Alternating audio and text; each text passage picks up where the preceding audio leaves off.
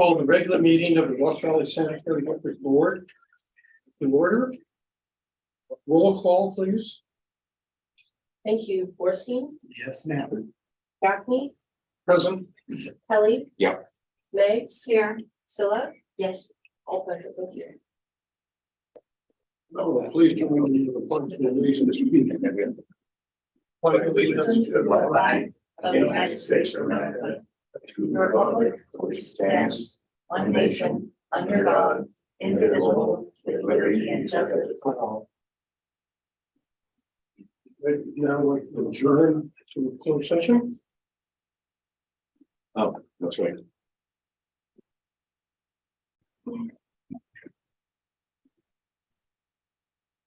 Okay, I'd like to reconvene to open session. We have no report, nothing to report out in closed session. Item 6 is approving the agenda, and we have some visitors, and I'd like to move them up to just after 7 open time for the public. And so I suppose Mr. Cropper, which is item 12. Let's do that next, and then we'd like to do the item 15, notice for bids. That's Mr. Peterson? Yes, sir. Okay. So I'd like to move items 12 and 15. And you'd also consider 14. We have Ben Schick from Shopping on 14 is negative. Okay. that's the I'm afraid that the 15 will take the longest, so let's do it in the order of 12, 14, and 15. okay, sounds good. And then I would move the agenda. Second. All in favor? We don't have to do Aye. Aye. Opposed? Item 7 is open time for public to raise items not on the agenda or for future agendas. Anyone wishing to address the board of directors on matters within the district's jurisdiction, but not on the posted agenda may do so. Any public? No. Okay, thank you. Let's move on then to item 12, which is consideration of approving an agreement with proper accounts report to perform audit services for fiscal years ending June 23, 24, and 25 for a total amount not to exceed $63,000. And authorizing the GM with review by the council. That's the agreement. Who's going to help us with this? Alicia? Yes, I did too. Thank you. Dr. Gaffney and for. So the district had used the audit services of Siobhan and Associates for a total of 6 years. After which time we issued a request for proposals from 12 audit firms, just to keep Siobhan competitive and to see what other audit firms might be out there interested to work with the district and the district's public financing authority. We received 3 responses out of the 12. Two declined to submit responses due to staffing shortages, and I just read actually an article recently that this is quite an issue within the audit industry. So kind of a big concern. But we did get 3 good responses. One from Siobhan Associates, one from Proper Accountancy, and one from Mays and Associates. And there was a staff rating panel. On page 2 of the staff report is a summary of the costs and the ranking by firm based on the ranking for qualifications. And we are pleased to recommend Proper Accountancy to the district's subsequent 3 years of audit services with an option to renew for an additional 2 years. And John Cropper, who's the principal of Proper Accountancy, is here if you'd like to introduce yourself. Hello, everybody. Pleased to be here. Thank you for considering us. And this, of course, the Finance Committee knows John made a brief presentation to the Finance Committee regarding his services and is available to answer questions to the full board. And See you doing us. Yes. Yes, with Ken Spray and you bet. that's right, CMSA is one of their clients on page 9 of the staff report, which is board packet, page 63. As you can see, a list of similar engagements and client references, the sanitary districts, local sanitary districts that proper accountancy performs their audits. So what we see on page 2 is that you got the highest rating in plus fees. You know, it was that close. I was like, I can't believe that. We do. noted that you have lots of special districts. We do. Central Marin, Las Colinas, Sandy 2. We used to do the town of Corte Madera, so that was. Yeah, That was we call them Sandy 2 here. yeah. And others, Steve, and so. But he was talking about the town, not the, not sanitation. Yeah, but you did say- Well, it's a component unit. Yes. And Any questions from the board? No, Well, certainly qualified. how long have you been doing CMSA? Have you started? It's actually been a couple of years. I was thinking about that the other day. I'd say at least 5.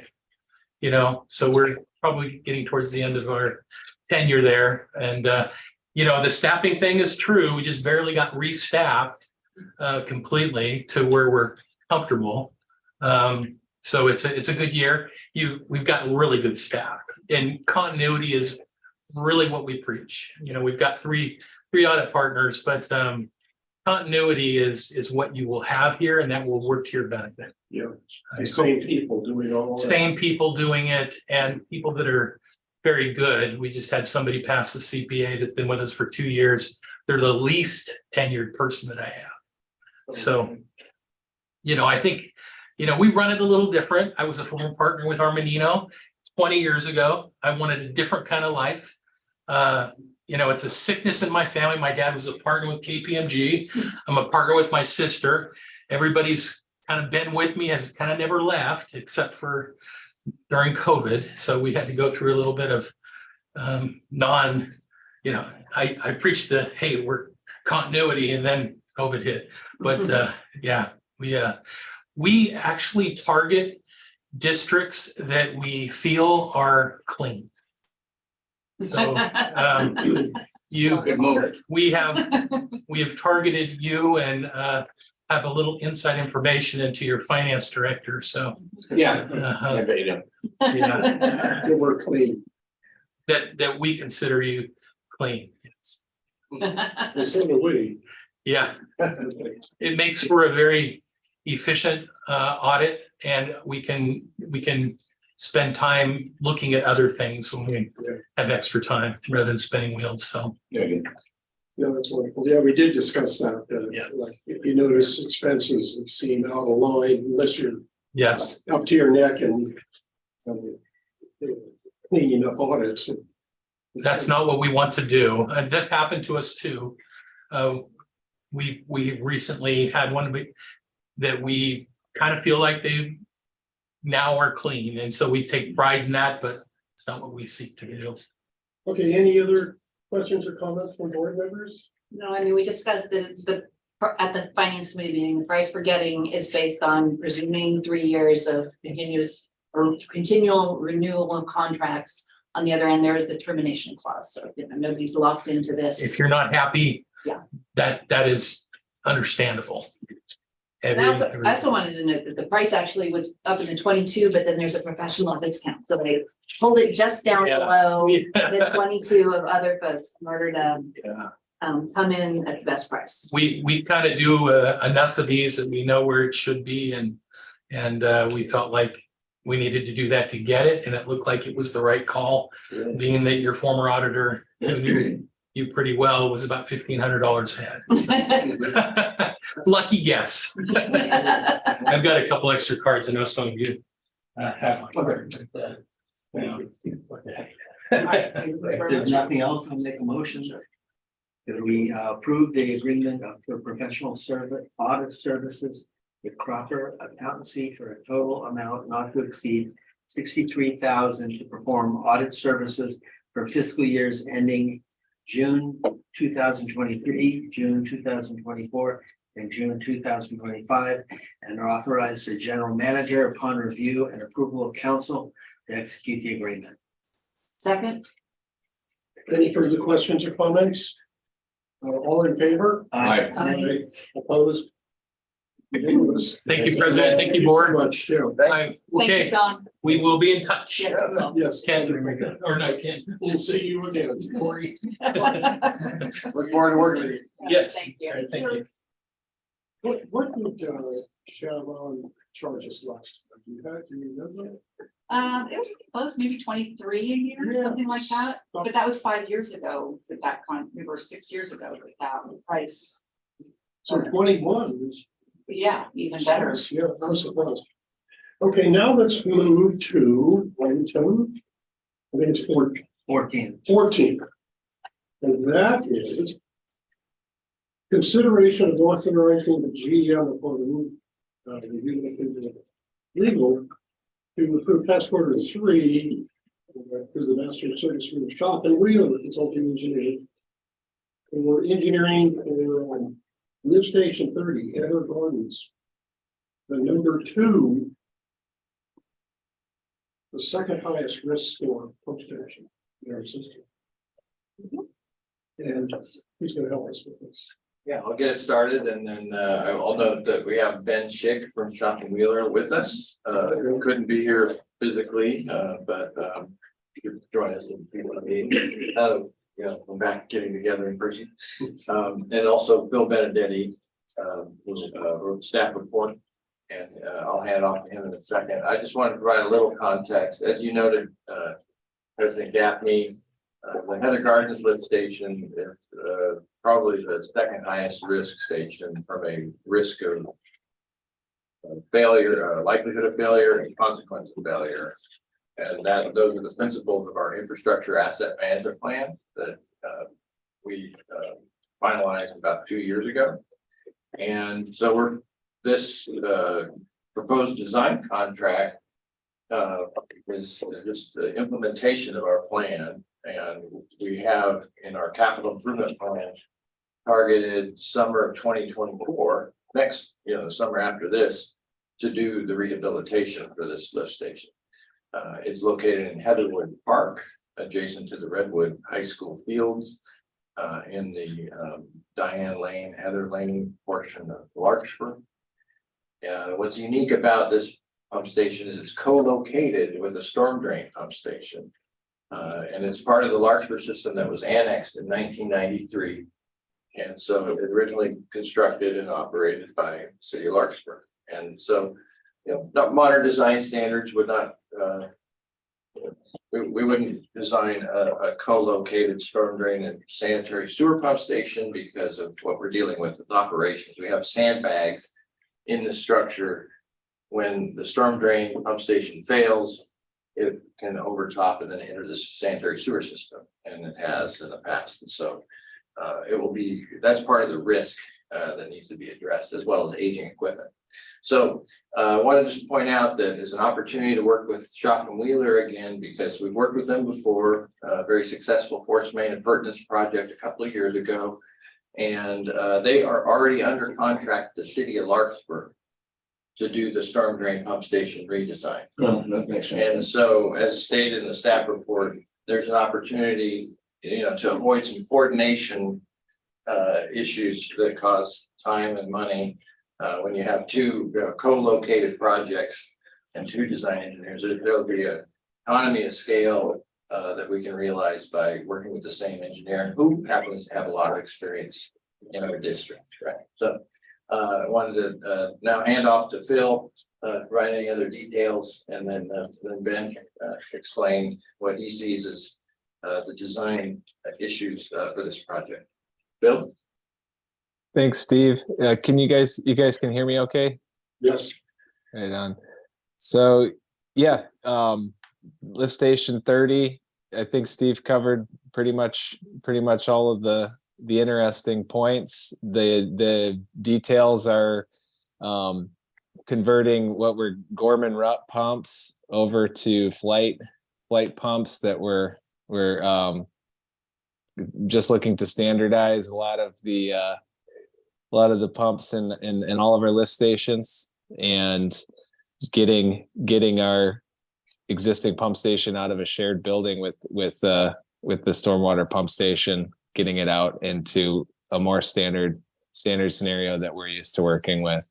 And yeah, Ben is, as Steve mentioned, on the force main appurtenance project, worked with him. He integrates very well with our staff. He's got a great communication with especially with Noel, our pump station supervisor, and accommodating all of our needs through the design process, as well as in construction. Yeah, Ben Demolition. Schick, yeah, demolition and construction. But yeah, Ben, go ahead and introduce yourself and take it away. Yeah, thanks, Phil and Steve. Yeah, just wanted to say hi and thank you for the opportunity again. I was just looking at my first agreement with the district, and it was actually 10 years ago. We started with doing the pump station assessment as part of the original infrastructure asset management plan, and then worked on a couple of force main appurtenance projects since then. Yeah, glad that this came about. Been working with the city of Larkspur for over a year now. We started with their storm drain pump station assessment plan, and their Heather Gardens pump station is one of their higher priority locations. As Steve mentioned, that their pump station currently floods almost numerous times throughout the year, causing the district a lot of problems. So we've been working with them, trying to come up with solutions for both Ross Valley and for the city. And I think we have a pretty good plan to separate the facilities, construct a new pump station outside of the building for Ross Valley, completely separate the services, including, the electrical service, and get the district a new pump station. So yeah, thank you for the opportunity. And if you have any questions, I'd be happy to answer them. Yeah, that's great. One interesting thing I just thought of too is we're having a generator, right, Ben? We're gonna do a new generator. We don't have a generator now, and we actually rely on the city of Larkspur during power outages to come by with their portable generator, which is the one that works with this station, and ours doesn't. Right? So this will be another really key benefit of this project. Any board member comments? No, I think it makes a lot of sense that, one team designing the two that are in it. You wouldn't want two separate doctors separating twins.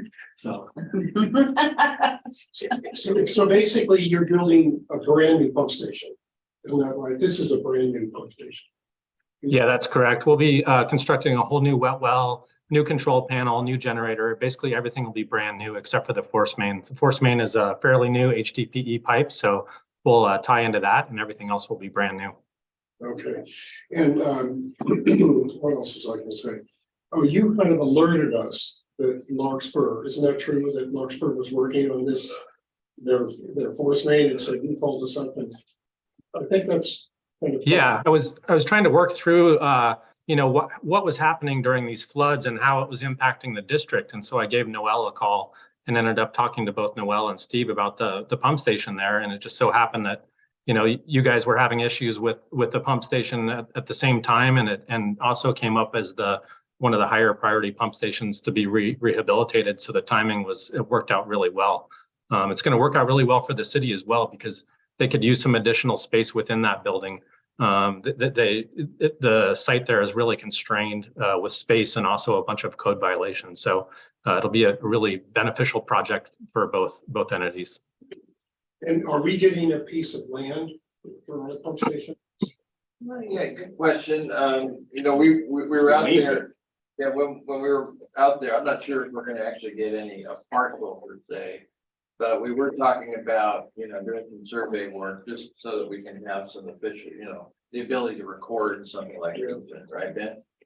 Correct. Yeah, we're going to survey all the properties there and make sure that we are going to be located within the city park.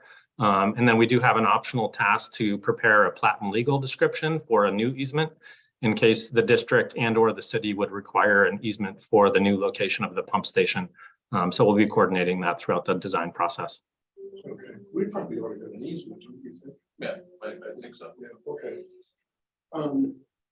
And then this is a sole source contract, and the reason it's sole source. One shop has done a lot of work on the pump stations.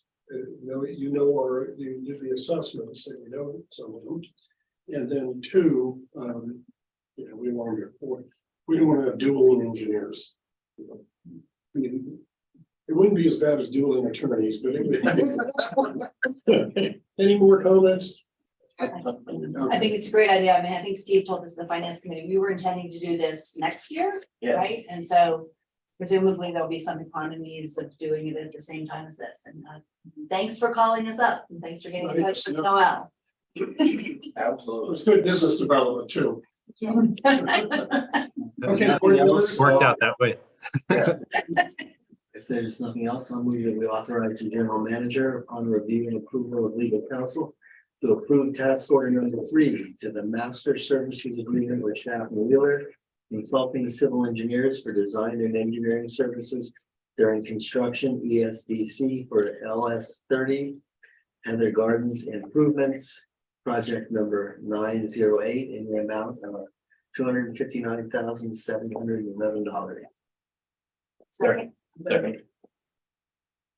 Okay, what's interesting about this is it's not only design, but it's construction management as well. Mhm. That's how we help here. So, Yep.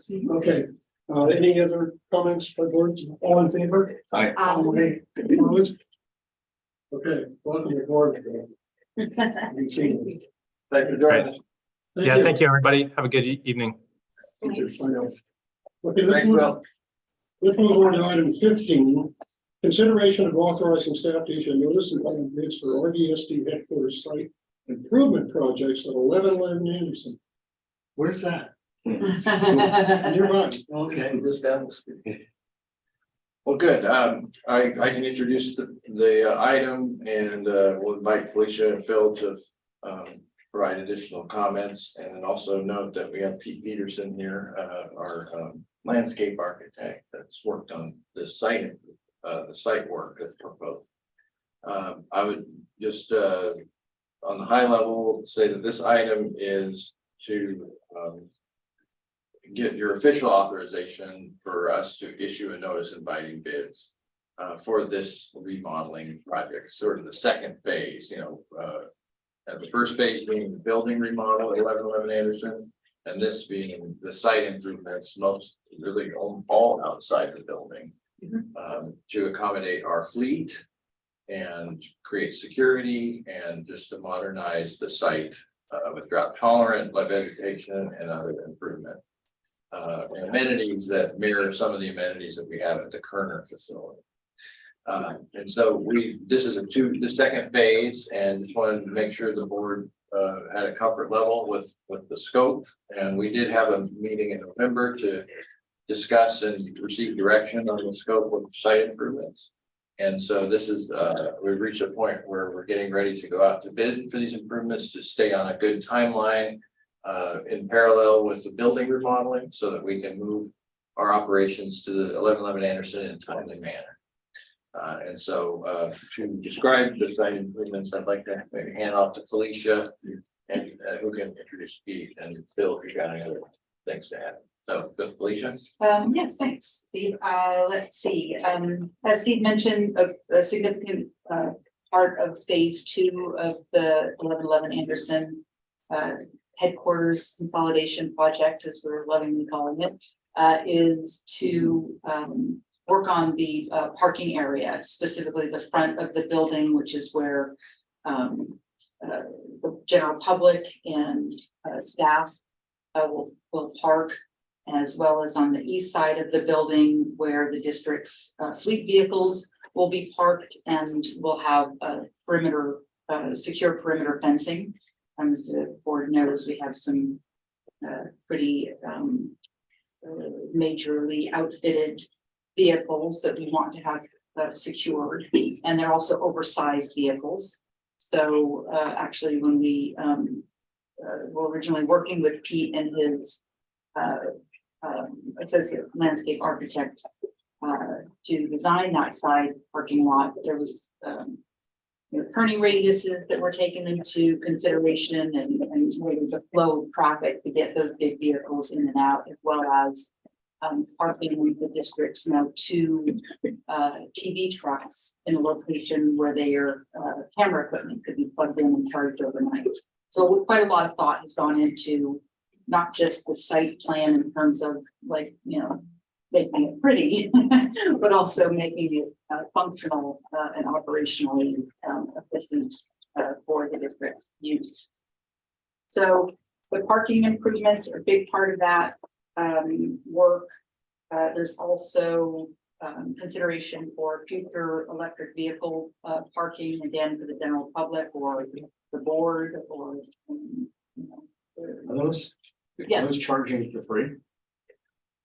Generally, there's a subscription service that goes with those charging station bollards. I haven't looked into it since I don't know why a we few give out for years. electricity. What's that? I don't think we should be giving out for electricity. Yeah, normally there's some sort of subscription. Now, we haven't picked the bollard or the electric vehicle charging program yet, but they're being wired up for it. And will those be, could somebody come in at 3 o'clock in the morning and charge their car?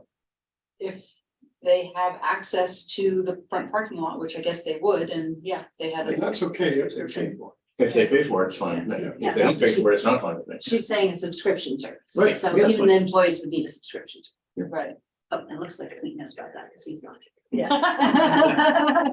Great. I think the And only ask thing before. that we could restrict it if the board did not want the general public to park and use. As long as they're paying for it, Right. wouldn't bother me. There you As go. long as they don't, if it gets damaged every now and then. Yeah. We're not interested. Okay, well, I think there's wheel stops and whatnot that are Yeah. built into the design, so. All the problems have been thought of. Right. Well, they've been asked before, yeah.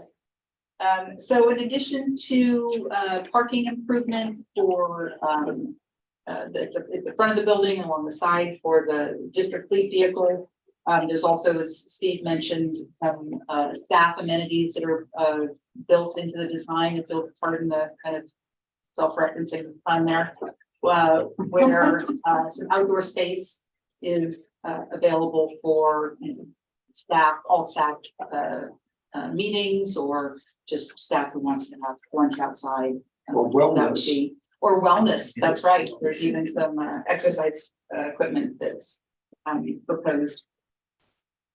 In addition, of course, the district and Pete worked very closely with the city of Sanitary to make sure that the landscape plan had all of the appropriate and compliant, irrigation systems and stormwater management plans and garbage enclosures and all of those other coordinating factors that go into a site improvement at this size. So with that, Pete, would you like to jump in here? Sure. No, we're just to echo what Alicia said, is it's been kind of programmatically a little bit of whack-a-mole. Things come up, okay, we need to deal with this, and so pulling that all together and getting, pulling together a team to address all those things has been a good process. I think aesthetically, I think we've got a really nice, attractive design and that complements the building. Functionally, I think we've got there are a lot of moving parts, and I think we've got them dealt with. So it's interesting that the other side of the building is a different operator, different your tenant, that they are pretty much able to use a lot of the existing infrastructure for their use, and we are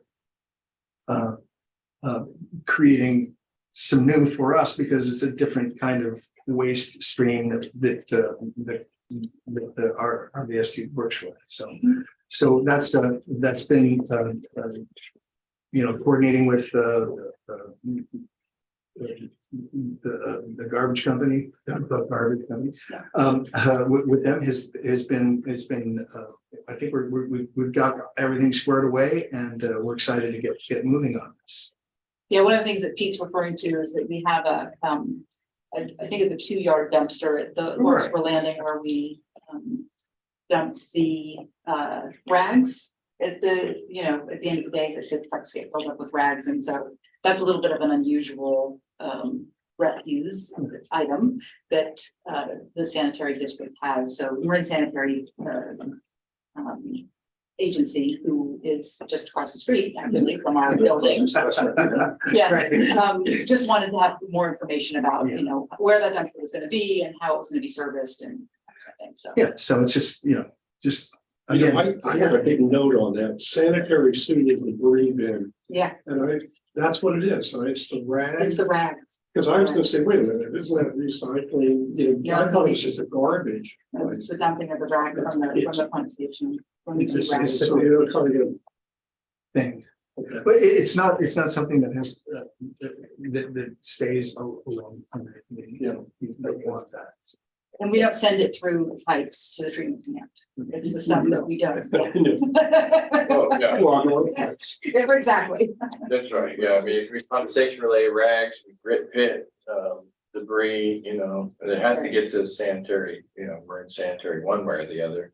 It can be things that we get in our vac pond, we're vacuuming our sewer system. Yeah.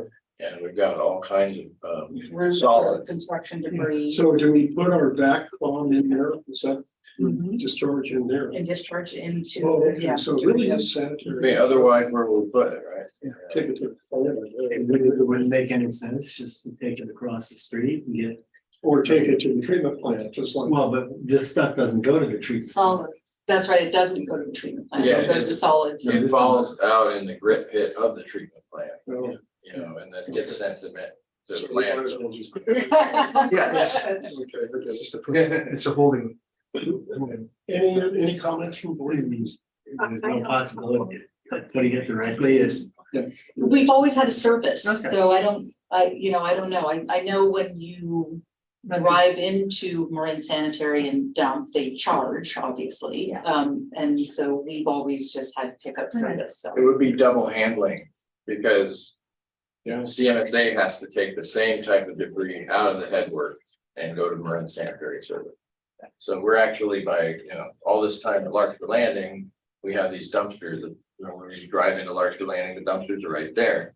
They're far away from our buildings because they're not real pleasant to be around. Yeah. And so actually Marin Sanitary knows what we do. Right. It wasn't. We used to, they wasn't a mystery. used to be under us, Right. remember once Yeah, upon a right. time. It wasn't a mystery. It was just a different location, but there's no advantage to In the putting it in early CSA. 2000s, It's they- double handling the way. No, I think what Michael was saying is bring it right They in got on out our sanitaries by going to. dump it there. Their billing went through. Yeah, us. they would have to have a facility set up. Yeah, So they'd have to have, was dumping Yeah. very much of. they'd have to have real estate set aside for us. We drive our big truck over there, I don't know. Yeah. Yeah. I'm sure they, Where are the dumpsters going? the dumps, there's one in the back part, in the back parking lot. At the back of the lot. And I think the recommend had a question, but on page L1, just if I can quickly answer that question. On page L1, you see at the top right hand, it says new sanitary sewer debris bin enclosure. Where it says parking count, and then right below parking count, Top right. yeah, top right. So way far away from, everybody's nose. Got a lid on it. It's got a lid on it. Yeah, it's got a roof on it. But we're in the there, you can drive in and pick it up. Exactly. Yeah. Like they do with Larkspur Landing. That's the key point. Pamela has- So my question is, I do not, and maybe I'm not seeing it, I don't see a front view of the building. I only see a top view, like a drone view. Elevation of the front building is on page L5.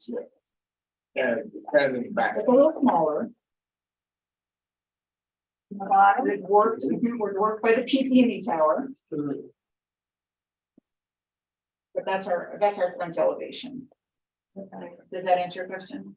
Yeah, I wanted it to have color. And bigger, prettier. Yeah, that's all right. Just think so I can get an idea.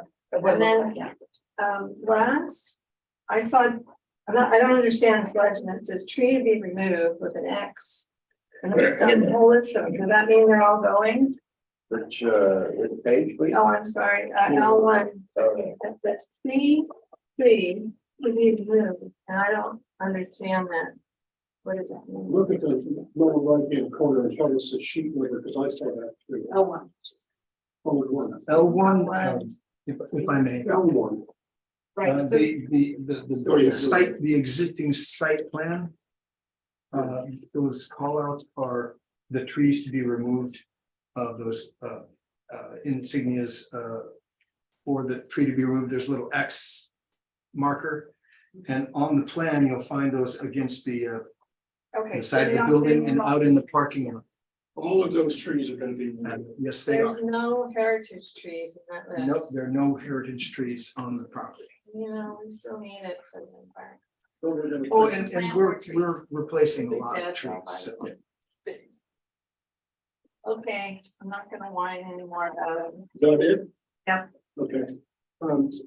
Laura and I noticed that we're not gonna have concertina wire on top of the chain link fence. It said in here somewhere, that we're not gonna have that. That's good. And two, I was thinking, we were thinking of having solar in the front. We can't. You can't do it because of the access. You know, PG&E. we can't have it here, but we can have it close to the building. We can, but then it wouldn't offset The cost. the cost. I mean, it wouldn't Give us power the space. building, yeah. So, Okay, but here's my point. I thought, I was always in favor of putting solar on the roof anyway, one. But two, we could put it in front, the front parking, the one far from the road we could, and away from the tower. right, because the And, Comcast side.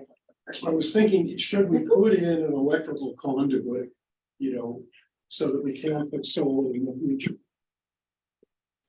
Well, It would hardly cost We anything. did do the solar feasibility study. Yeah, And it seemed at the time that the cost investment for solar at this property wasn't quite right. But I appreciate that you're suggesting, putting in conduit now in anticipation of maybe a future point in and time. it probably would cost $200 to put in conduit, like a 4-inch. Yeah, it might even make sense to put it in the other areas of the parking lot if we're ripping stuff up. Right, so let me suggest we look into it again. Later, yeah, it's a small item. I thought that we don't have to do solar to get 100% of the power. What if it gets? It's gonna pay off. Well, it'll get you out of the higher tiers and keep you into tier 1 and 2 instead of paying 3 and 4. It pays off. Okay. I thought it did pay off. The roof. I thought it was- Can you repeat if the roof system? I don't think it did. I think we had to do a combination of roof and Yeah, front parking as I lot. recall, it took both. Yeah, To power the entire. to building. power, Yes, to be off the grid, so to speak. That's what I recall. right. But that's not a limiting factor. Getting out of the high tiers Right, is a good factor too. that's a good point. My recollection is that the rooftop enabled about one half of the power use. Right, And so when we discussed this in November board meeting, Yeah. we talked about, well, we'll take a fresh look at it down the road because there's all that real estate in the back of the building. that I see. Our Comcast lessee is using, and it may be more cost effective to do on site on the parking lot than on the roof. Yep.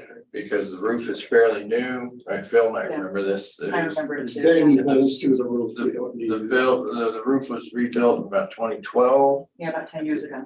2013. Okay. And so it doesn't need to be replaced for another 15 years. So, it wasn't a slam dunk Yeah, I remember that. situation, That's right. but we're not abandoning it. We're gonna continue to look at the option, and that's in that spirit, your comments in that spirit, which is there is an area in the front of the parking lot that could be part of that.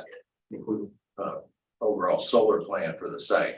But, to your point, it wouldn't, and in your point, it wouldn't put, it wouldn't be able to. Doesn't get you off the grid, so to speak. It doesn't get you off the. It's a. Well, I just was thinking about the conduit. I wasn't thinking about putting in any solar right now. but- Right.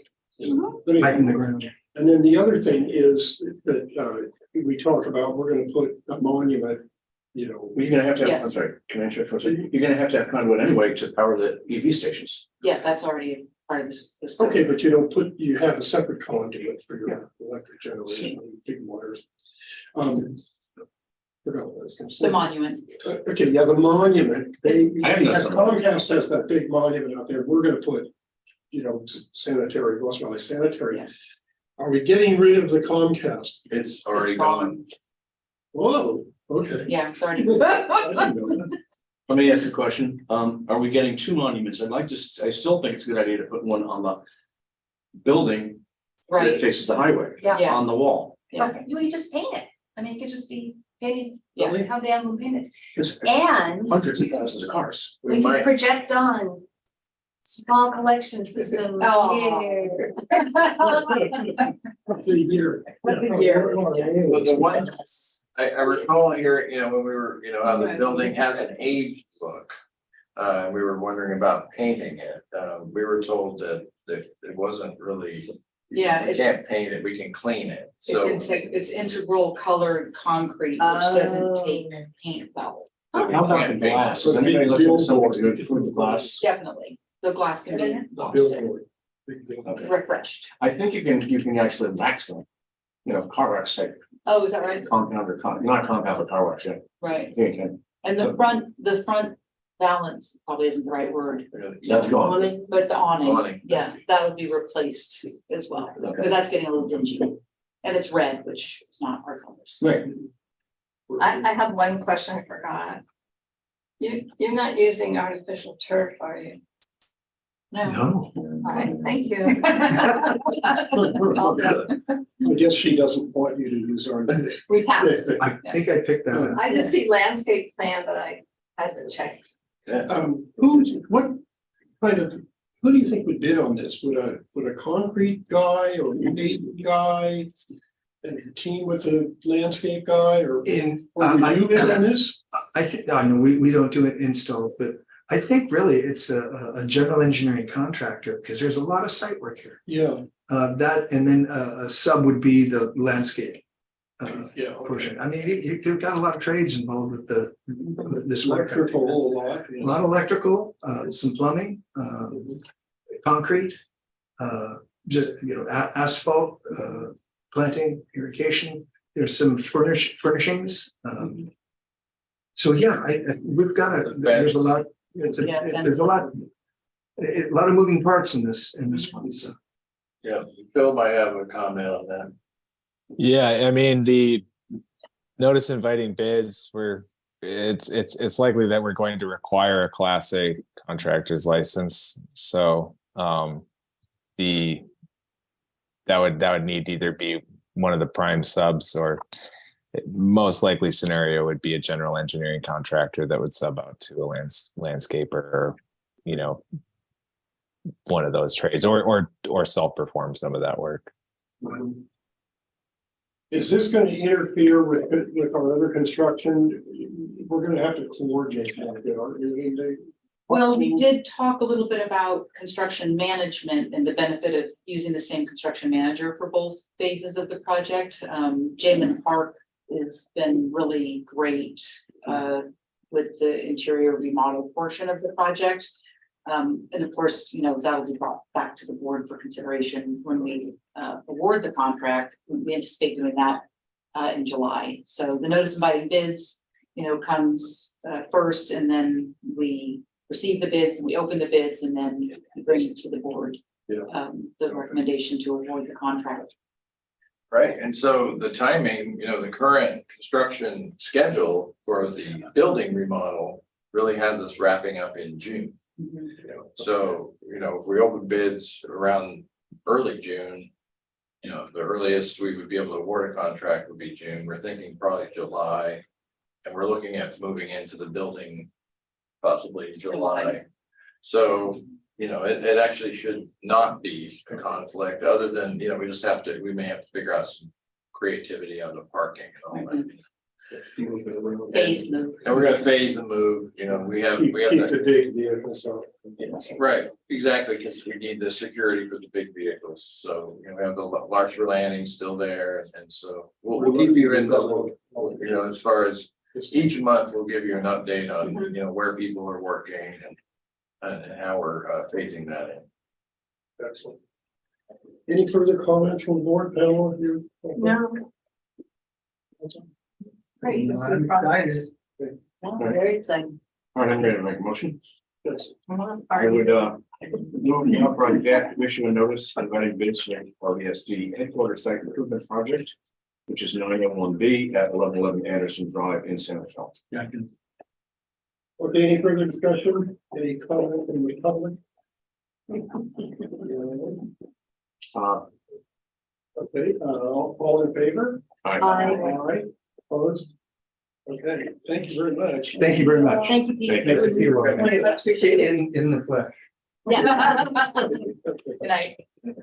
Yeah, we completely agree on our schedule. Let's see what- We're on 8. 8. Committee reports. Committees report out. Committee reports out.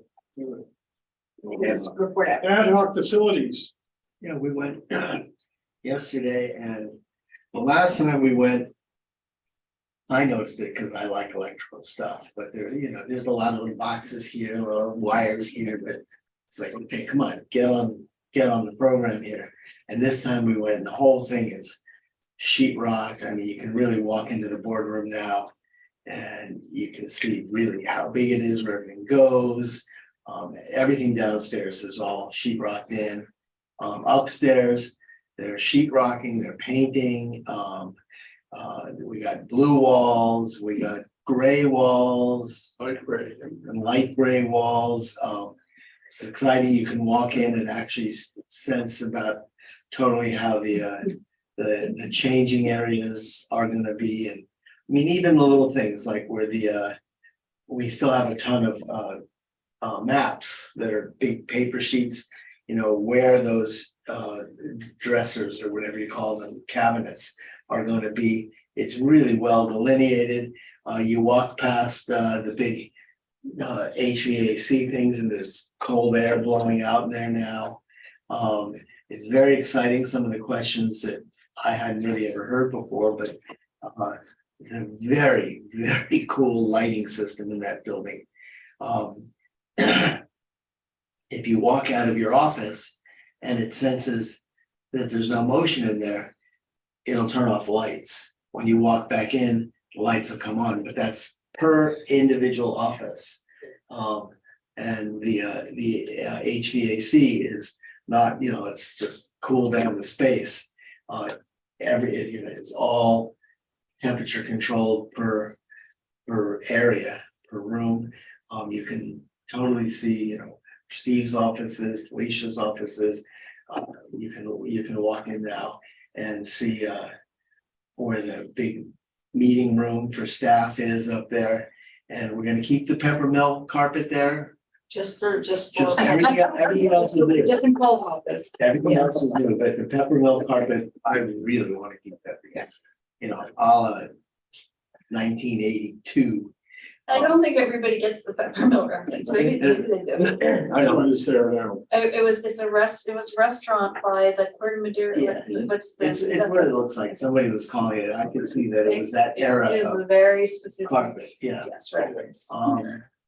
But Or it's- MTV, it's a little MTV. Also, if you go into where the kitchen area now is, they've completely knocked out that solid wall, so it was dark and dingy in there.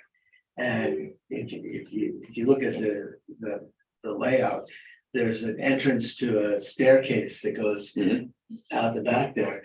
And that was beautiful with lighted because of the windows there, but now it's open. And that light comes into what is going to be the kitchen area, and it's just so well thought out with you know, refrigerators and ovens and dishwashers and a counter, and you can see where all the appliances can be plugged in, and it's just exceedingly well thought out. Everything, I believe that everything has been really looked at and looked at and looked at again. So. And what's interesting to me, everything that Michael said, but most of the offices are original. We didn't, just the front area offices that can change. Almost all the other ones are identical, and they all have a glass panel and a glass door, really high ceilings. It's a neat space, and I think it's been done as efficiently as we could. Yeah, if it weren't for Paul, It's I think- if expensive. it weren't for Paul, I think we could have brought the ceilings down another foot. But we don't. So anyway, it's exciting, and I'm sure staff would let anybody, any board member that wants to come on by or down. Yeah, I'd like to do that sometime soon. You got it. Yeah, and I think we're gonna start seeing, there's still a lot of work though, because finishing is it's very interesting. There's a couple of bathrooms actually have been done with tile. It's not Really nice. about waste time, those are different, and so we're really trying to finish a lot of coordination. Finance committee, Well, we've talked about the financial items already tonight, Yes. but yes, the finance committee met yesterday and reviewed the financials for this month, which are all in order, and because of the work Corey's done to automate the production of them, because No, we can do it. it takes him less I time. just like to have it fun. Less time per month, and we get this great information. There's one typo on page 3, page 4, packet, page 15. It's the current month versus fiscal year to date. I will say I didn't notice that, but it's pointed out at the finance committee. Yeah, no, that we reviewed the audit proposals. and the audit proposals. But I'd like to, rather than take it out of the, consent calendar, is when we review the fiscals, I think everybody should look at, I think a key table is page 8, or caveat 20. I mean, I know a lot of people don't review all these numbers, but I kind of think I think they're great. But others may not want to review them all. But this is a really good one. We're 70, so this is page 8, budget comparison to actual. And we're 75% through, and you can go down the list to the right, the first couple are revenues, and we haven't gotten 75% of our revenue yet. But except for the CMSA, which comes in big chunks, we're right on or below our target, just about everything. And then for the capital, it's more difficult because capital costs come in, depending on when you budget and all. But we've spent, what we always worried about with capital was we weren't spending our capital budget fast enough because of all these engineering and all that. But we are spending a lot of money on contract. So it's a real terrific financial report. Okay, Central Marin. Yeah, we met last week. And our general manager noticed on the way in tonight, as we were passing the general manager here, that the general manager here is quite envious of our food display that we have at the Ross Valley Sanitary District versus the meager, Modest. modest layout that the Central Marin Yeah, we need to work on that. CMSA. Do you bake for them? He puts in I a know. box of cookies. Yeah. I'm hopeful, which we'll talk about later, not tonight, but at some point, maybe in August or September, if we are truly in the other building, I would like to invite CMSA to hold a board meeting over there and get a tour of the facility so that our JPA brothers and sisters can come have a look. But I mentioned that to Jason, if he was open to that. And maybe we could have our clerk of the board set up the The table for them. edibles. Yeah. And tell them they can move in when they want to consolidate That's it. in next to us. Yeah, they just, anyway, yeah. The very, very, very exciting. Very, very, yeah, okay.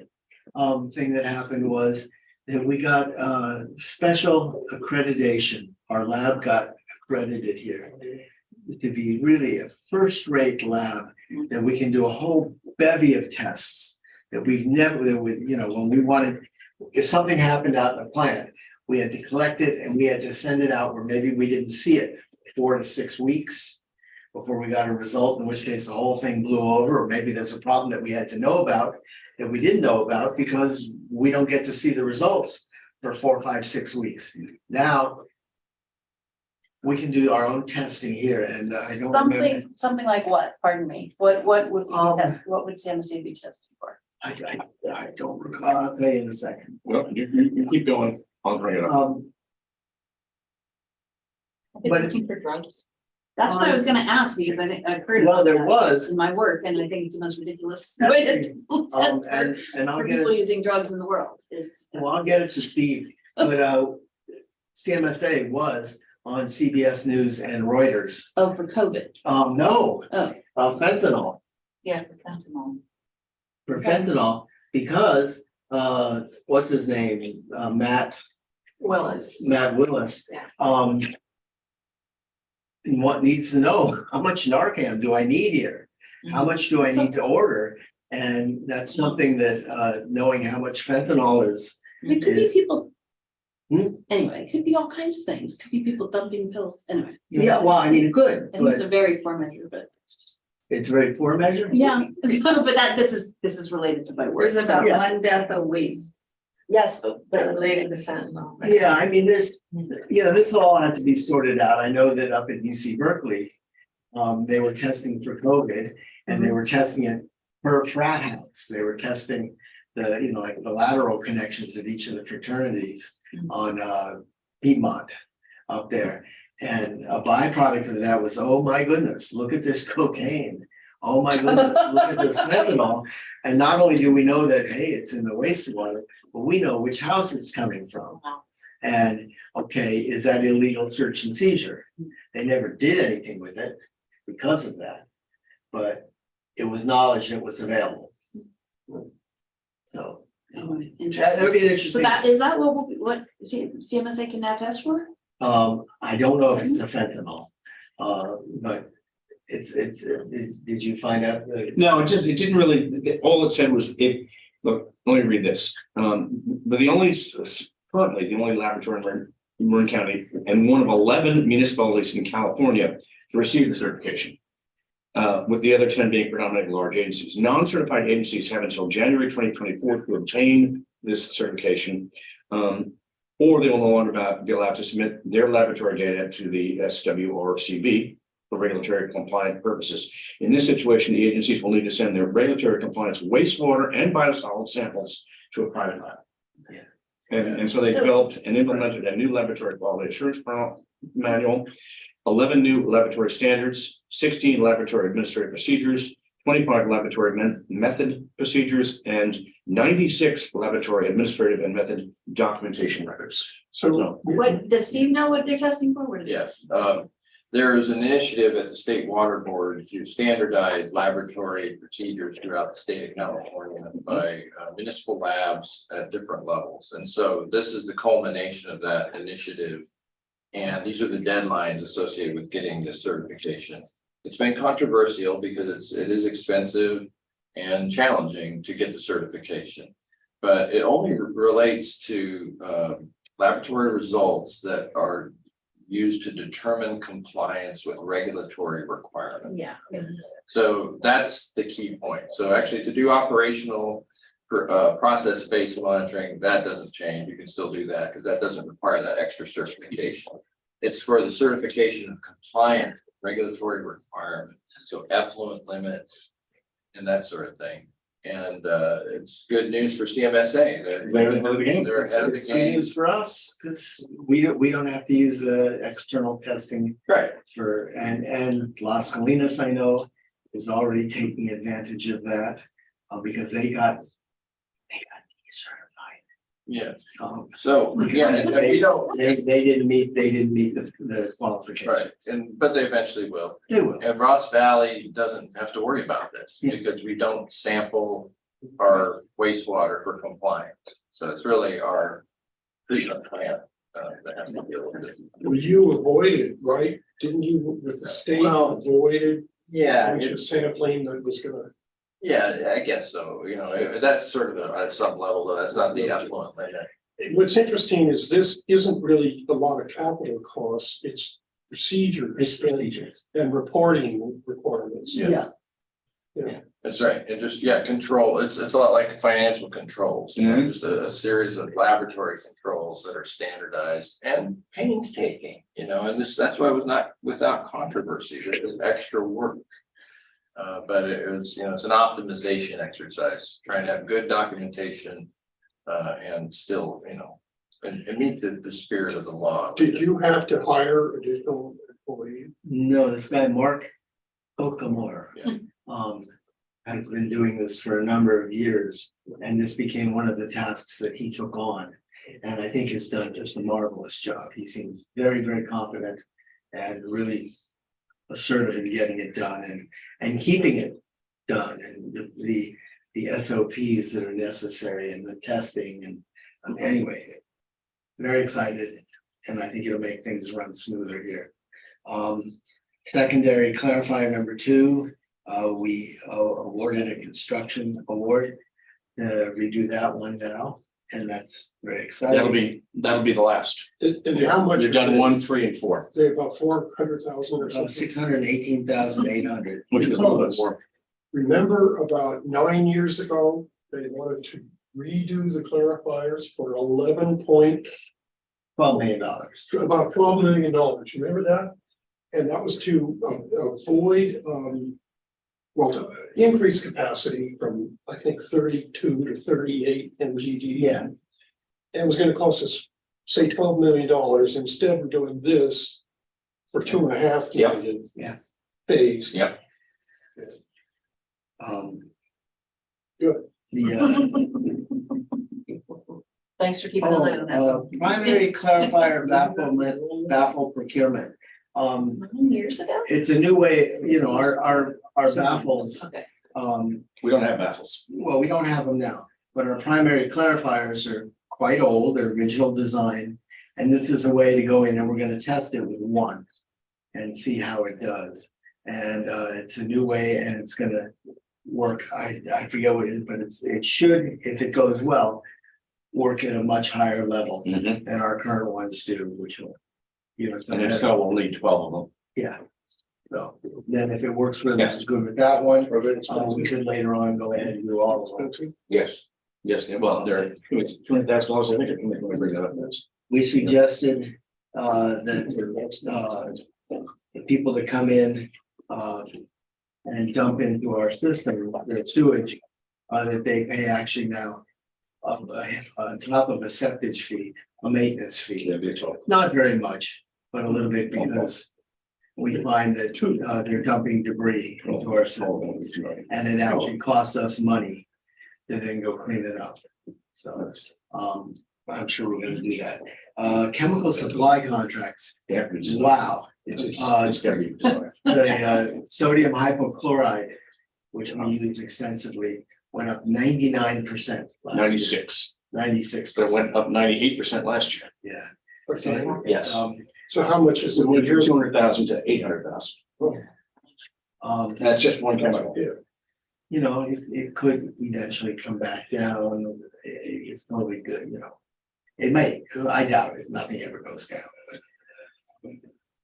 But, yeah, I mean, we're part of that consortium, the Bay Area Chemical thing. It's not just us going out and doing this.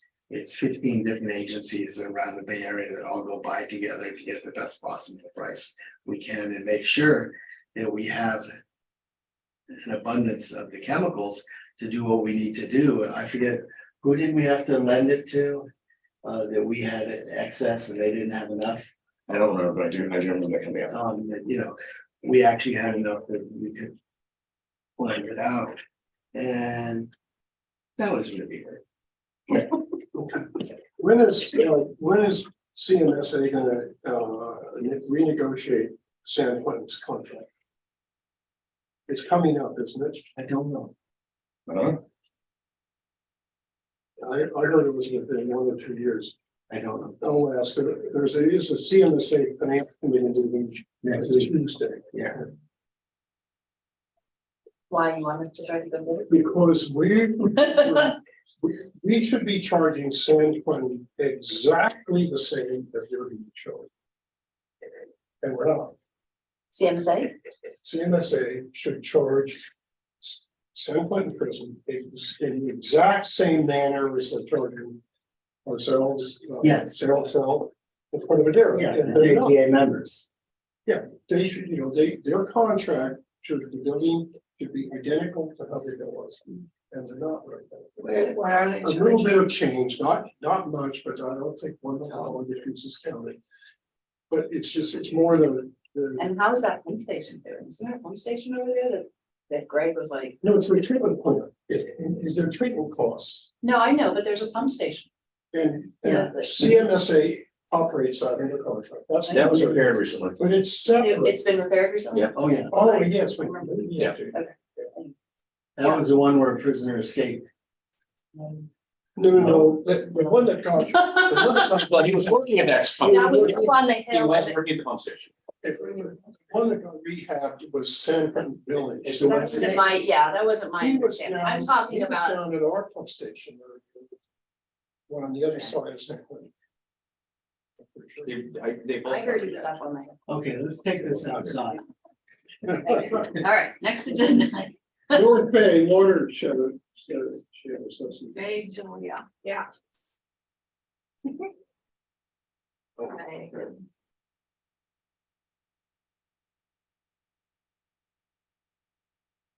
It did say presentation.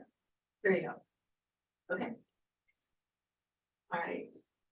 Here's our budget. If you'd like to see that for 2 seconds. It's the most money I've ever seen there. I think when I started, there was only like 50,000. No, we have revenue of 200 and something and expenses of And canceling a conference. 100,000. So you can. So the present, number 4. Twice the expenses. So it was a presentation by Marcus Troytoff and Sonoma Water and Jameson Crosby from Napa County. It was really interesting. It was about groundwater basins, and after I read some articles about the San Joaquin Valley, I was wondering what the hell's going on up there. So it was very interesting. They're in the process of doing these management plans. And if you look here on the California groundwater basins, I did not know that 38% of our water supply is coming from those alluvial groundwater basins in California. So it was big. Anyway, if you want to move up, the next slide is Sustainable Groundwater Management Act. And so they adhere to this act, and you can see 21 critically overdrafted basins. And they, this is part of watching it carefully. Because we get water from the north. And I think some of it's coming from some basins up there. Marin doesn't have to be. It's like flat, nothing. Okay, so go ahead and move up. This is about the law that came about from 2015 for the Groundwater Management Act. And you can see at North Bay, the law affects high priority subbasins in Sonoma Valley, Napa Valley, and medium priority subbasins in Petaluma, Santa Rosa Plain, and Stone Hill. Okay, Not Marin. not Marin. So we have to be nice to our neighbors. The GSAs, which is ground stability, sustainability agency. Yeah. So they're in the process, and this is where they're at in implementing their plan. Okay, next. 20 years now. Yeah, moving on, we also talked about changing some of our bylaws. And they put a new policy up for non-voting honorary members. And there he is, Jack. Is he an honorary member? He is. And it was really a uplifting feeling to do that, so he is. Okay, you can move up. And then he was one of the founders, so Of the country? What? No, no. Okay, executive director report, Andy does these reports, I love them, no offense, but they're short. I'll better work on that. Yeah, so anyway, this is where we're at for administrative duties. And also, you know, where we're at, he puts these out once a month, you don't wanna look at the work plan. Work plan structure, you can see all, if you could just stop there and look at all, there's a lot going on there, and they've been adding on new committees. It's just really growing quite a bit. And we've taken in a couple of other counties. Okay, and these are from our first, this is just kind of a recap of the virtual conference. And if you could go up, here's some things we're thinking about upcoming conferences. And then towards the end here, this is part of our mission, goals, and objectives. And then last, this, I think there's a part in the end here that talks about if you want to add agenda items, please say something. So Michael, I might bring out the toilet to tap or an agenda item. And that's it. I prefer that you don't use that term. We don't like And then water. Yeah, Orange County can get over it. I think other counties. Yes. Alright. Okay, excellent committee reports, verbal report by GM. Okay, I have 5 interesting things to report on. The first, and I have Paul, that's virtually here. Now worked hard on updating and replacing the overflow emergency response plan.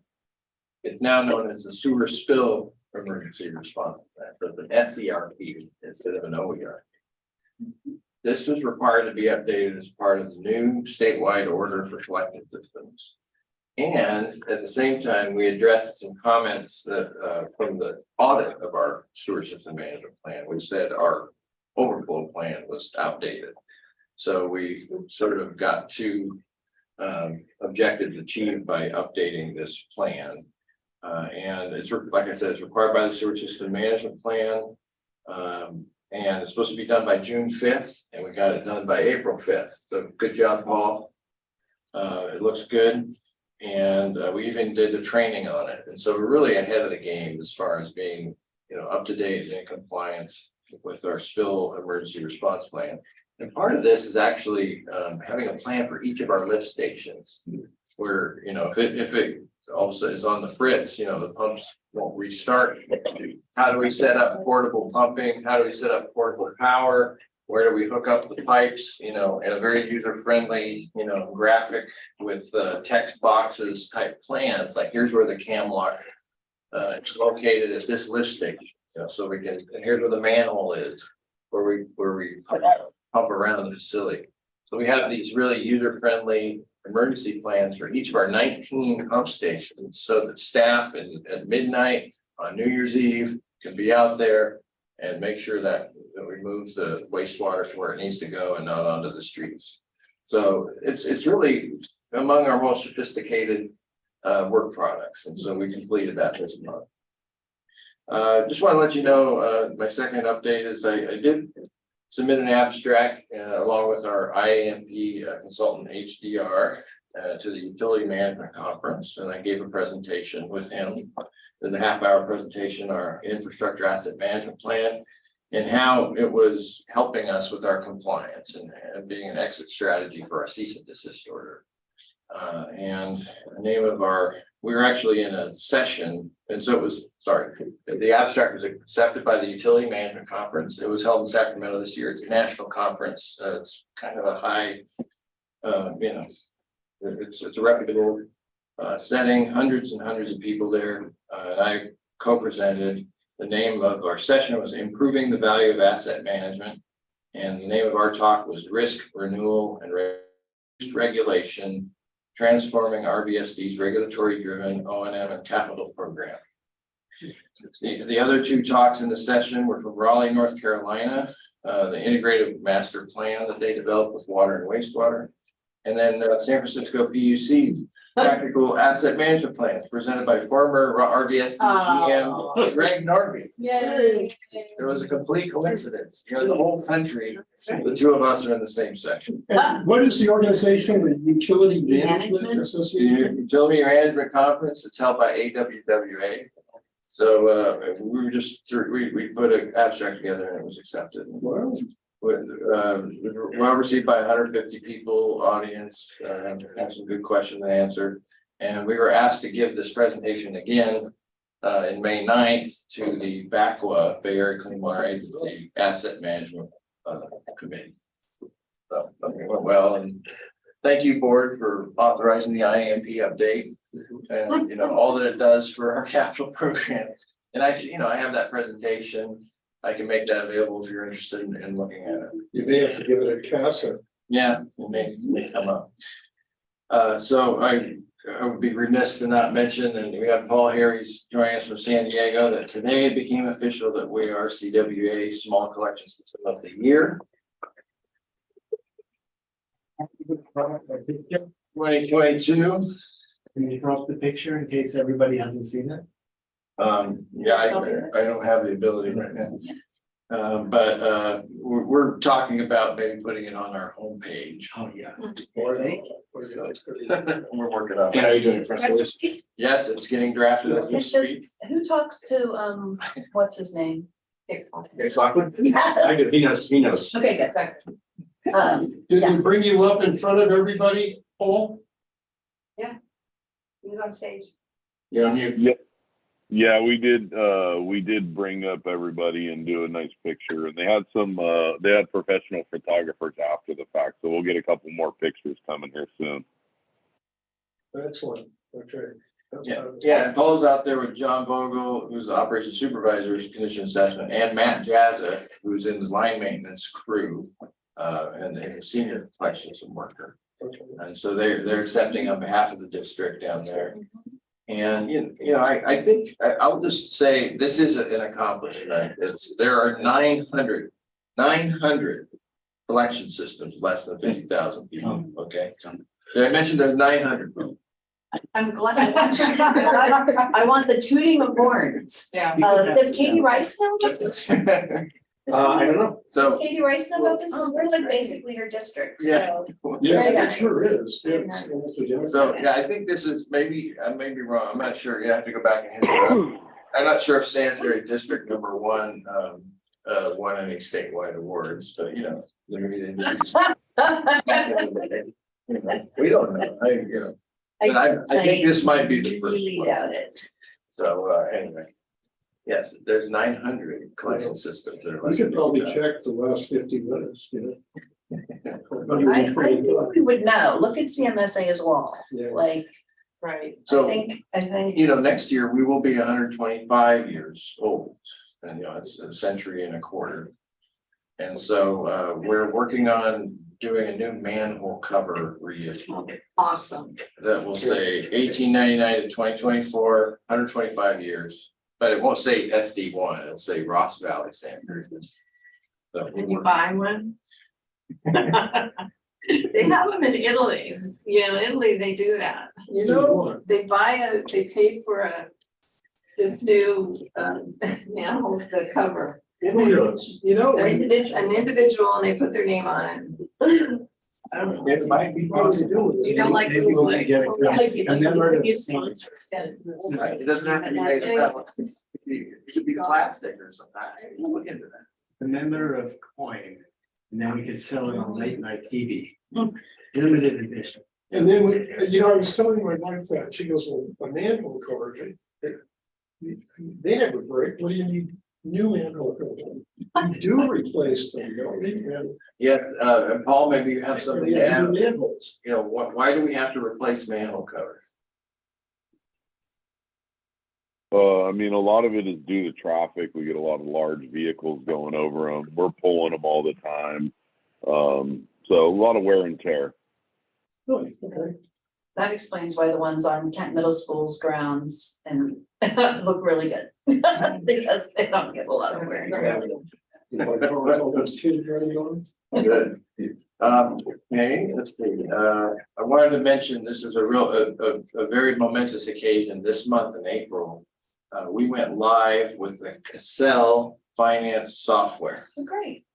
It replaces QuickBooks and Time Control, two softwares. Now we have one. It improves coordination and consistency with our timekeeping, invoicing, and payroll processing, all of this. And so a lot of credit goes to Felicia for spearheading this, but Corey, who's on working very hard with this, Christina Winnicky.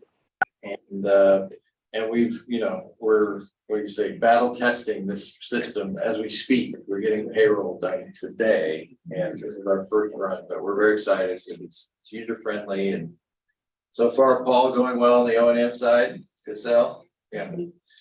So we're making good on our commitment to. And that was about 2 years ago. Yeah, I think it was actually before COVID. COVID slowed it down a little bit. It's been tough. It has been tough. Yeah. And we know that the county purchased new financial software about It was that long ago. 40 years ago. I mean, I'm not surprised you don't remember. No, I remember the name Never talked Cassell, about but I also, now that you say that, I remember talking about it in the room with people, and having a live presentation about Yeah. it, so. I think I didn't Years think ago. it wasn't. It was before COVID. Yeah. It was before And COVID. that halted progress, or did it? COVID did, yeah. COVID did, so COVID, I mean, just reprioritized the work of the department in many respects. sure. And then we had some staff turnover, and then it was, it was time to get it back up and rolling, and she knows now. Thank you. And we have, like Steve said, a great finance team now who really put in, 120%, a lot of overtime, those two salaried employees. Okay. Yeah. I'm not guaranteed. Yeah, so anyway, that's a big milestone among a few others. And finally, I just want to let the board know my fifth item is, you may have, how much I briefed you on it, but as part of our business plan was to look at whether we should be named on the CMSA and PDES. It's something that, my predecessor, Greg, worked on, trying to, object to that. Happening. We're not a discharge, we don't have effluent limits, we're regulated under the collection system order that was just reissued in December, which has, new, more stringent requirements. And so I worked with Melissa Thorne, Downey Brand, who's very knowledgeable about these things, about permit language, and she had written comment letters for the district 5 years ago. These permits are reissued every 5 years. So we dusted off those comments. She refreshed them with some more recent legal insight, and I provided some narrative because we really made a case in our comment letter that this was a bit of an experimental choice that the regional board made to put collection systems named on the permit. What we try to convey is that the regional board is still getting the same technical information from us that they did before, whether or not we are legally named, and given a heightened level of legal liability by being on as named as an entity. So we are reiterating our objection in writing, and we had an April regional board meeting agenda, and it was postponed to May. So May 10th is the hearing. And to let we really thank our fellow JPA agencies, Doris Toy over at San Rafael Sanitation District, RJ Swoko over at SD2. They joined on to this letter. So we had all three of our logos on the letterhead. And it's a 17-page comment letter. It's very thorough. Can you hold that to us? Yeah, I could. It's thorough and professional. And so we'll see where this goes, but I have it on my calendar to go to Oakland and testify and just ask, just try to persuade the board that they're getting the oversight they need with the existing statewide permit and the existing approach of getting reports to CMSA on an annual basis on our activities. They don't have to have it be part of an NPDES permit to get the things that they get. So I'm gonna see how far this goes, but in the end, you know, I'll come back to you about the decision whether to appeal the permit and fill you in on, you know, the risks and benefits of doing something like that. But I don't know if Andrea, you want to have anything to comment on with that, but we'll keep you in the loop as far as what the next step should be. I don't have anything substantive to add. I know you've been working with Melissa on it. If I recall, we got on the permits because an argument was being made that we were fixing the laterals and that should be some sort of credit, like we kind of argued ourselves like into it. Do you know how we got put on the permits in the first place? Well, my understanding is the EPA has put pressure on the water boards to try to phase out this concept called blending, where you partially treat part of the effluent. So at high flow, CMSA above a certain flow rate bypasses primary effluent, which has only been settled around secondary treatment, and then chlorinates it. So, however, this past 5 years, part of the 17-page letter was CMSA has been in full compliance with all effluent limits throughout the last 5 years, including when they blend the wastewater. So that, in our opinion, the environment's been protected. It's okay to blend periodically as long as you meet effluent limits. And so it's a debate. And CMSA successfully in the last 2 permit issuances had shown they've done the no feasible alternatives analysis to blending.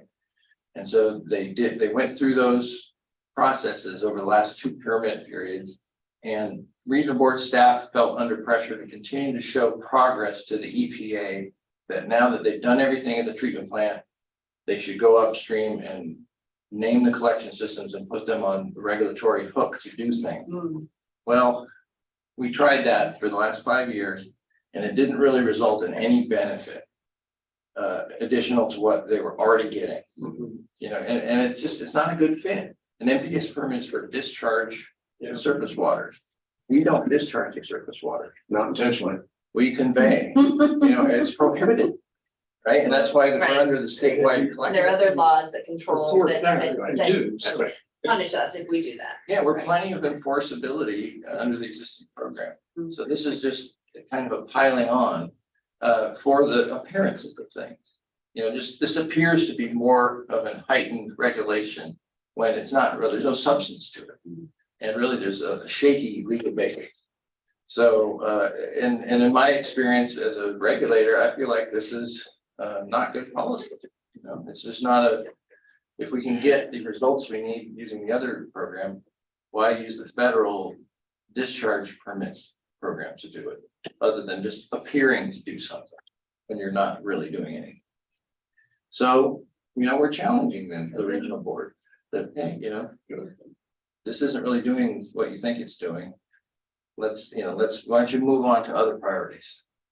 And EPA got challenged on blending, didn't they, by Iowa, and they lost.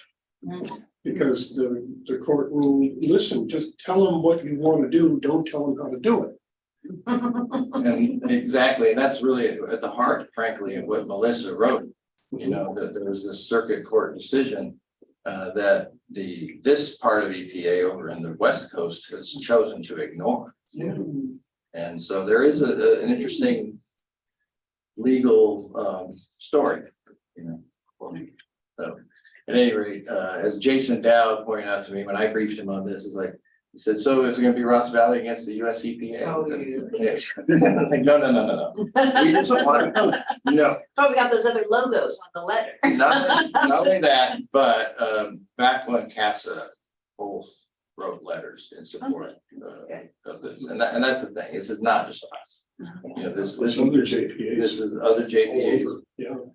You have San Mateo, you have East Bay Mud, and so back when CASA, yeah, they were interested in, and you know, it's not something that's a great risk to us. I'll be honest, you know, but it's a matter of a good, you know, a regulatory system that has integrity. Because then they're gonna add something else to it later if you don't favor.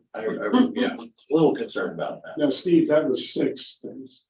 It wasn't five, because I And you, didn't. are you done? I'm done. Okay. I didn't think it was done. So I go on and on. Sorry, Andy Rogers would tell me, you went on to. Oh, no, that was good. Andy Rogers isn't reporting to an elected board, is he? All right, thank you. Okay, now we're gonna have very short verbal reports by board members. I'm done. Good. Done. That's one word shorter than you. I'm done. I have nothing to report. Okay, let's go to consent calendar, item 11, before somebody remembers it.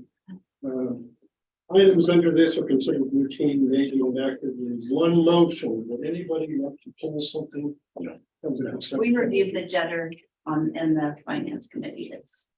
It's savings of money because we're not buying a new Yeah. jetter.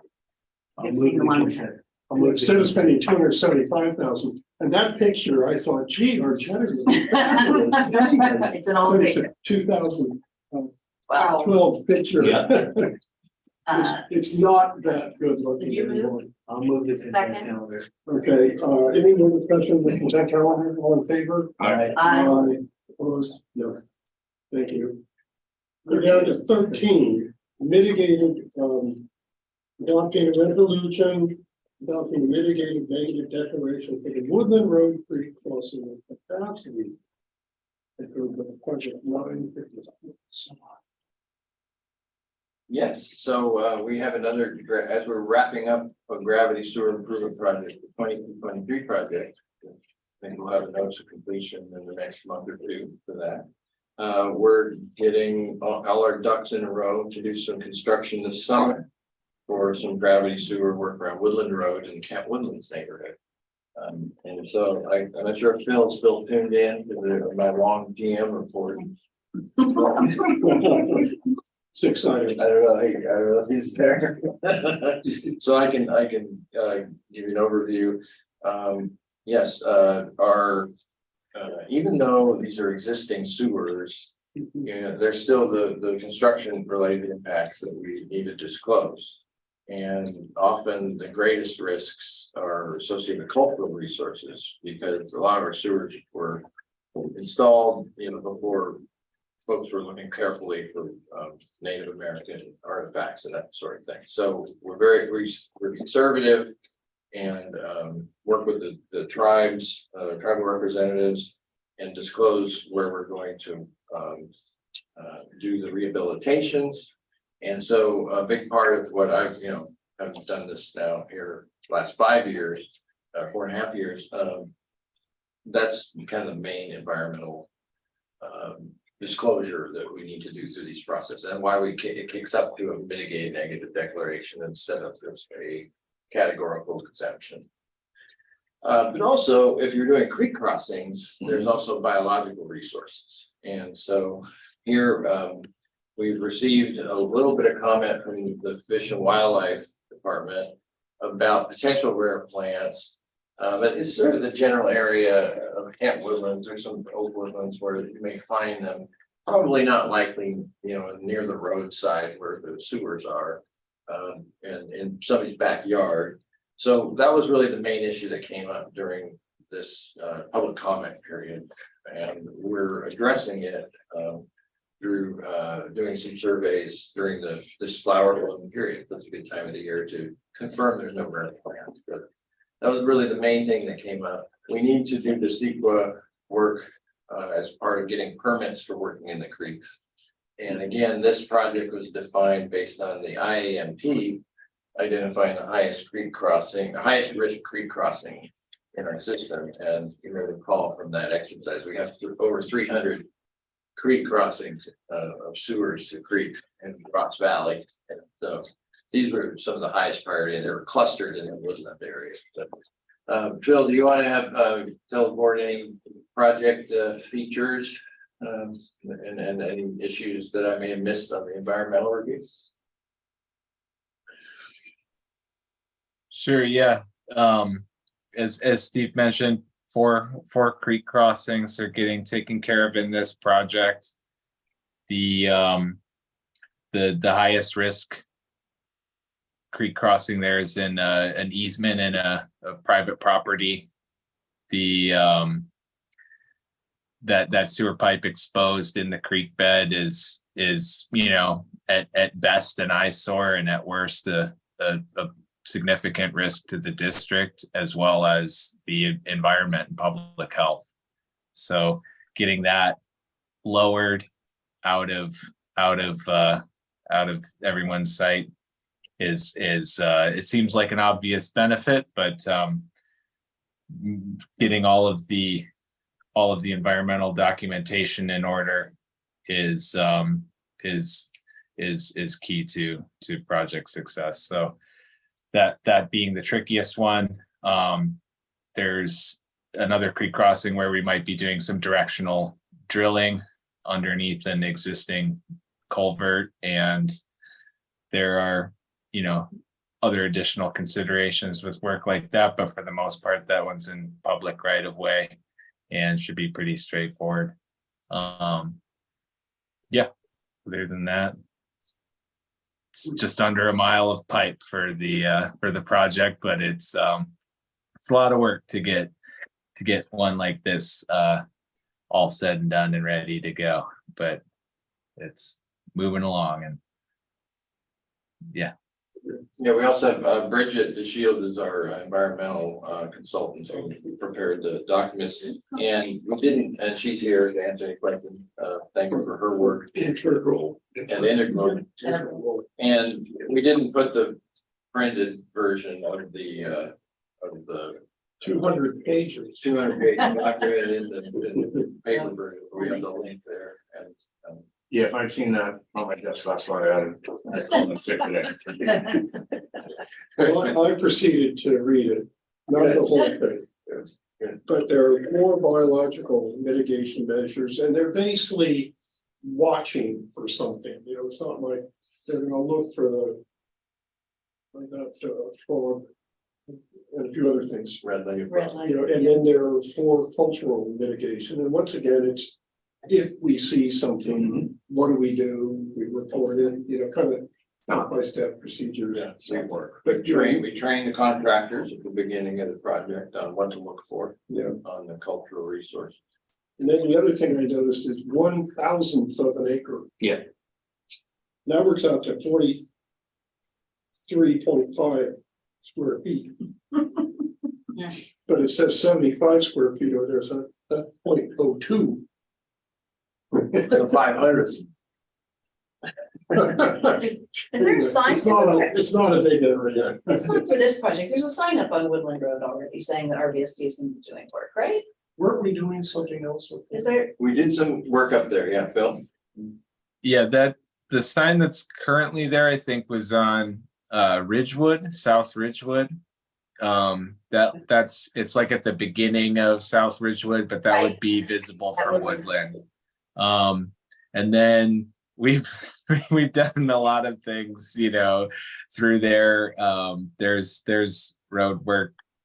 Yeah, that contractor through all of last summer, we had our little offshoot there on Woodland, as you remember, that this project's going to tie into.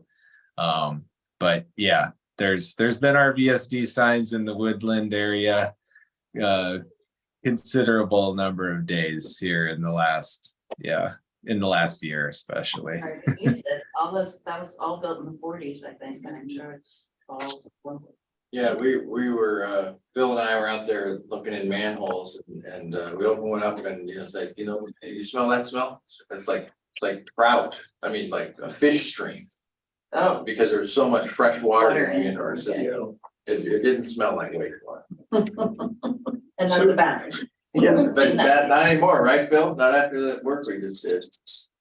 Yeah, Water. there was one on South Ridgewood in the recent 22-23 gravity project, where the pipe runs, our sewer main runs underneath a drainage ditch, and there's a section where there's visible flowing water through there that was, it was during a big storm, And as soon as the contractor had pulled in new pipe, and as soon as they sealed up that manhole that was right there, the water level in the creek was rising visibly.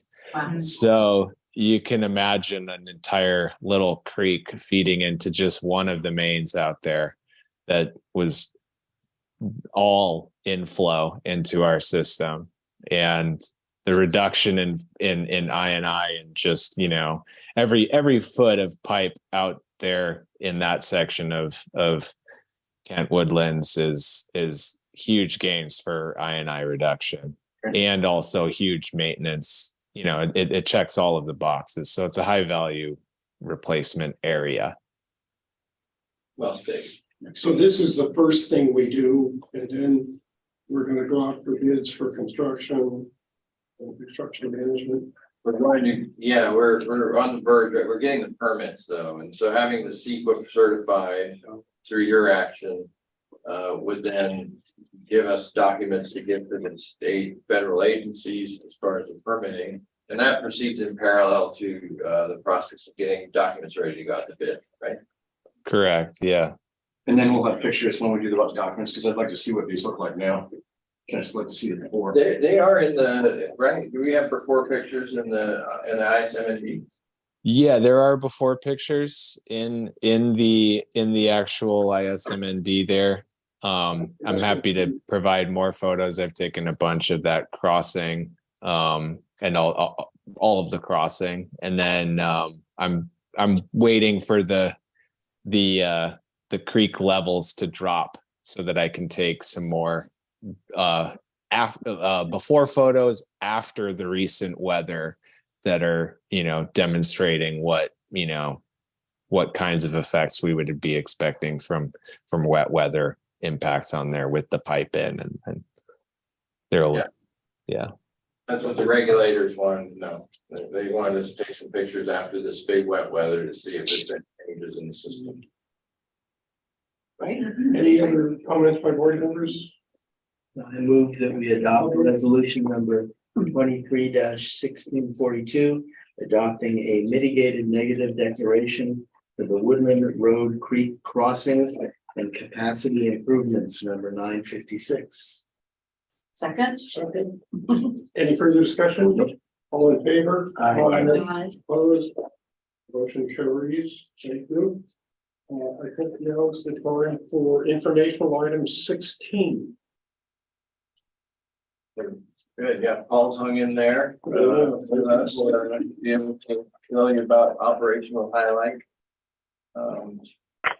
I think, you know, I'm not gonna steal thunder from him, other than we didn't have any FSOs. Even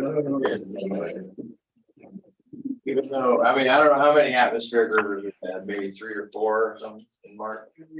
13. Yeah, at least, Yeah, so. at least. Yeah, that was a big accomplishment. Thank you, Paul, and all the crews that are out there doing preventive work and being ready on call during these storms in March. Another crazy month, which are on board packet 130. CMSA flows. We had very close to see March pumped right back up again. But I want to point something out that I had to Paul in the same page. See this number, it says BWWF. Yeah. Peak wet weather flow, and it's 48.6 MGB. That was the highest flow we had of any storm this wet weather. If you look at our annual metric reports, in 2017, we had a max flow of 69, almost 70 MGB, 70. And that's 2017, and then 2021 during that mega storm in October, we had 56. Okay, so How big was it in 17? 70 MGD. Yeah, was the peak flow. So our peak flow through 13 atmospheric rivers with saturated soil conditions was quite a bit lower this, you know, and so, you know, maybe there's, you know, slowly but surely making a dent. And I have a funny feeling all this peak blessings will So. help a lot. That sounds like it. All right, well, anyway, Paul, I just wanted to highlight that, but there's lots of other stories in here. Let the board know what you think are your. Yeah. Thank you, everybody, and sorry for my phone and my computer. The service here isn't the best, so trying to accommodate, but thank you for your time tonight. Like Steve says, we've been working, first off with operations, we've been working with the DKF solutions to update our SERP, OERP, and all the new state mandated. Just so you guys know, the state did this new order, but only gave everybody about 6 months to get it done. So there's been a huge rush for everybody to do it. And we were one of the first to actually complete our SERP. And we'll be downloading that to the CWIC site and uploading all that to our RVSD site soon. But it's been a big push. We've been flying drones out over like Pump Station 15 and some of the other ones to get our low points and update our maps. So it's been a big push, but it's coming along really well. And I think it's going to be a great product when we're done. The pump crew, the staff received our new 90 kilowatt portable generator. That was the CIP order from last fiscal year that finally arrived. But that really helps us out with our small stations, and it really assists us now that we'll have 2 generators in the system. Staff won't have to jump from station to station, pump one down, run to the other one, pump another one down, run to the other one, and you end up doing a lot of leapfrogging. So it's really going to save us a lot of time and effort, especially during emergency situations with storms. So that's a big accomplishment, and really appreciate your guys' approval for purchasing some of this equipment that helps us out in the system. The line maintenance crew, part of the lateral enforcement program, we worked with the homeowner at 7 Ridgecrest Road.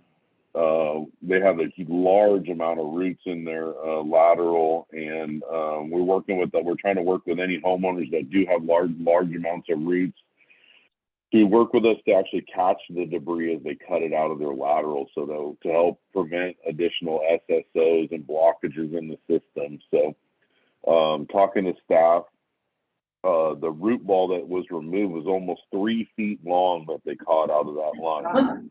So it was a massive root ball, and it most likely would have created an SSO. So we're going to really try to work and coordinate with homeowners to do this kind of work with the lateral enforcement. So we're really working on the community engagement out there and trying to communicate as best we can.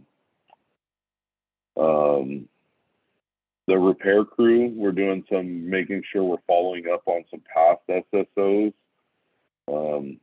Well, I guess it's an SSS now, Steve, huh? It's going to be tough switching that verbiage over, I guess. Sewer spill. Over on Valley Way, there was a root caused sanitary sewer spill. But we've cleaned that out, put a new patch repair in, and re-TV'd it. So that shouldn't be a problem in the future. But that's just something we're really trying to bring forward here, going on, is to repair the causes and stuff of the spills that we have had and follow up and make sure it's not forgotten, so it doesn't happen again. Condition assessment crew will spend some time out at Memorial Park. Their beautiful new field has got some issues with some drainage, so we spent some time out there helping them figure out some of their French drain issues. I guess when one of the pipe. What's that? I'm sorry. I said they redid the fields to improve the drainage. That's why they redid Well, one of them's a little bit deep, and there's a little bit of an issue. So we worked with them a little bit to help them figure out what was going on, so they can correct it and move forward. Is that Sean Condry? Yeah. And then we also CCTV staff doing routine assessment found a large fracture in a partially collapsed line in the sidewalk in Magnolia where we had just done some paving. They were out there doing some post-rehab work, and found a crack in the sidewalk. You can actually look through the sidewalk into the pipe. So it was a big infiltration issue. It was a 10-inch line with one lateral on it that ended up going to a 6-inch line. So it was a big bottleneck and a pretty bad issue there. And thank you, Phil. Phil really helped us, and we contracted that work out. We ended up slip lining that line to all 6-inch now, reinstated the lateral, and then grouted the annular space there to rehabilitate that line. And added a new manhole in. I'm looking at It a was a map. very, Is that like that, a scow, that sort of old horse farm? yeah, the little red place over there, the horse. Well, there's horses there. It's, yeah. That, okay, that is a weird old piece of property. Is.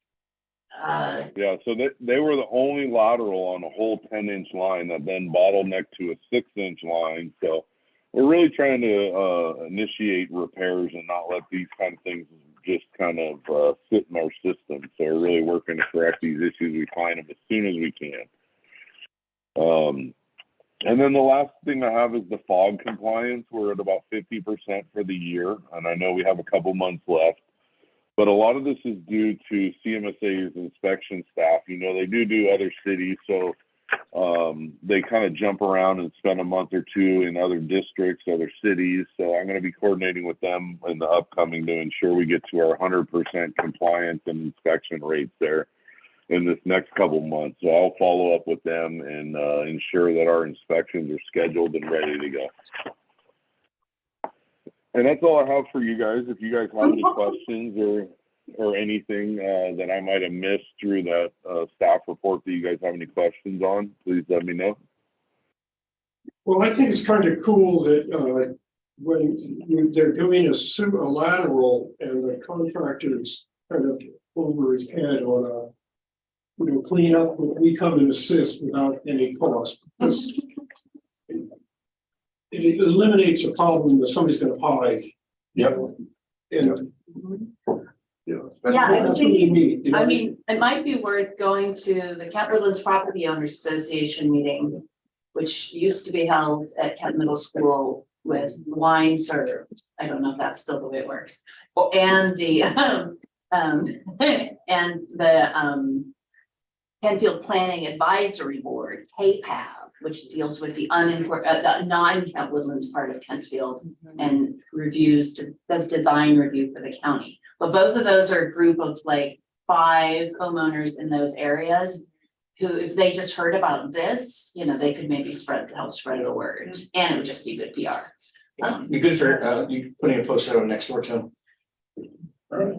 Yeah, no, I think that's a great idea. And the more community outreach and contact we have with any of our customers is great.